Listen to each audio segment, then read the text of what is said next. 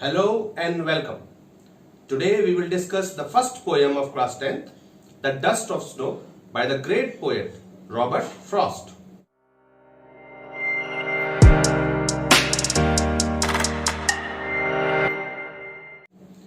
The title of the poem, The Dust of Snow. What does it mean? Dust of snow here means small particles of snow. Flakes of snow. Snow के छोटे-छोटे particles. In this poem, we will see the summary of the poem, theme of the poem, literary devices of the poem and the rhyme scheme. किसी भी literary piece में जब हम चारों चीजें cover कर लेते हैं, उसके बाद बोर्ड में कहीं से भी क्वेश्चन आए, हम उस क्वेश्चन को इजीली अटेम्प्ट कर सकते हैं. तो हम देखेंगे summary, theme, literary devices and the rhyme scheme. So last तक देखिए वीडियो को, watch it till the end and without wasting any time let's get started. The first stanza of the poem. The way a crow shook down on me the dust of snow from a hemlock tree. Before explaining, I would like to explain some words used here. Shook is the second form of shake, which means hilana dulana. So poet here says that he was passing under the tree. The tree was hemlock tree, and there came a crow. Crow sat on the branches, one of the branches, or he flew away from one of the branches, either by sitting or flying away by its movement. The tree that was laden with snow, some part of the snowflakes fell on the poet. In this first stanza, the poet has used symbols as crow and hemlock tree. Normally the poets, they go for beautiful things, maybe a beautiful bird, maybe a nightingale, maybe a pigeon, but Robert Frost here uses a crow, and then he uses the tree hemlock tree, which is a poisonous tree. एक जहरीला plant है hemlock tree. So which clearly tells that first stanza the poet's mood is melancholy.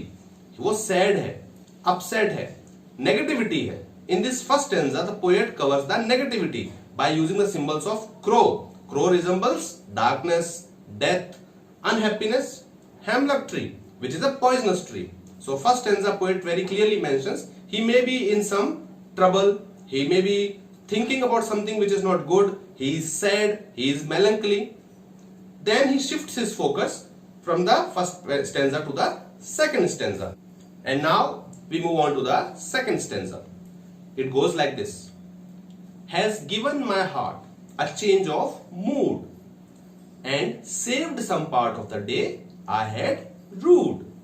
Poet here says that because of that small event of falling of the snowflakes on him, his mood, his attention got diverted. As you know, in the first stanza he was sad, he was thinking of unhappiness, some events that were not good for him. But by the falling of the snowflakes, he says that has changed his mood entirely. He was so far concentrated on sadness, but that small event of falling of the snowflakes changed his mood, and he says and saved some part of the day I had rued. So for the day that he has spent so far, he was remorse, he was regretting something of sadness. That has totally changed. It has totally changed from that small event. Now we go to the complete summary of the poem. The poet here says that he was melancholy, he was sad, he was passing under the tree, and a crow came and he shook one of the branches of the tree. जैसे उसने वो branch हिलाई, by its movement, some snowflakes fell on the poet. As poet was sad, he was lost in his thoughts. वो अपने thoughts में खोया हुआ था. As snowflake fell on him, his attention diverted. उसका ध्यान कहीं और गया. And he says that because of that he was able to think of something else, and it saved his day. It saved his thinking. He had regretted the day so far. So poet here this is about the summary. The theme of the poem here is poet tells that we are highly superstitious. Andhvishwasi. We keep thinking of many superstitions in our life. Poet has used crow and hemlock tree. As I told you already, both show negativity.